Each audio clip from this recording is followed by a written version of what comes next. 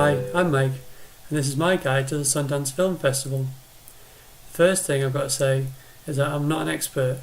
This is my first time going to the festival, so we'll be taking this journey together.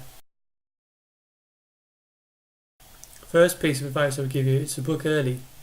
I believe the passes go on sale in September, but I'm not 100% because I didn't actually start booking my trip until early December, and by that point some of the passes had actually sold out. And a lot of the hotel rooms had sold out as well, and the ones that remained were very expensive. So definitely sort of September time, start checking online, see if the passes are going to be released soon.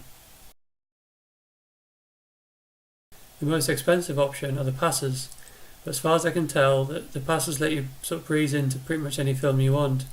I don't know how it works if a film is really popular or busy, but there's no ticket requirement when you've got a pass.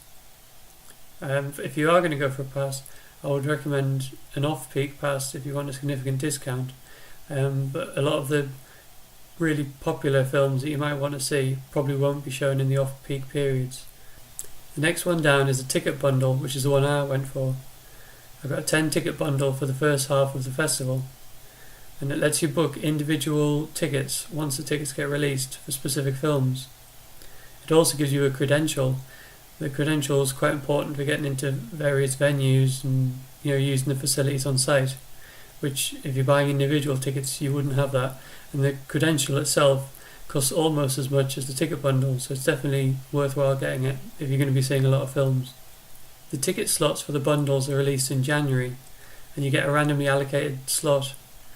So in my case, by the time I got to my slot, which was somewhere in the middle, several of the really sort of high quality films that I was looking forward to had already been sold out.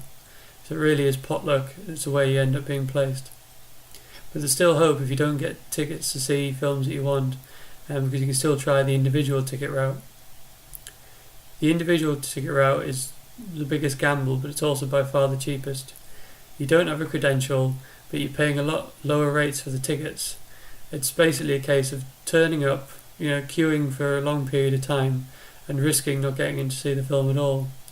But if you live in the area and you're going to see some films, or if you're pretty casual about it and you're just going there for the experience, or if you don't mind seeing a lot of the less popular films, then that might be the best option for you.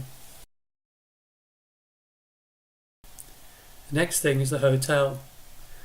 One thing you need to know straight away is that you'll be staying in Park City, not Salt Lake City. They're adjacent to each other, and you'll be flying into Salt Lake City Airport, and there are festival events on in Salt Lake City, but Park City is where all the action is. It's quite a long way to get to, and it's very difficult by public transport, so you probably end up spending a bit on an Uber or something when you get to the airport. Once you're in Park City, make sure you get a hotel that's on one of the routes. There's shuttle buses that run around, and as far as I'm aware they're free, but they go past all the venues, so it's the perfect way to get around when the festival's on. I've heard that parking is an absolute nightmare. And the final thing I want to say is perhaps the most important. It's take a buddy. Everything seems to be geared up for pairs of people going, whether you take a wife or a partner or a friend, you'll get a lot of benefits from having two of you. For a start, when you buy a bundle, you get 2 credentials. So you're already splitting the cost down the middle. And also, if you're getting a hotel, the hotel room's charged by the room, not by the person. So, most hotel rooms have a double bed and would fit 2 people. So it's definitely a good way to save money like that. So that's everything for now. I'll be posting these throughout the festival every time something comes up, things that I might think people might find interesting. I'll let you know and keep you up to date. See you later.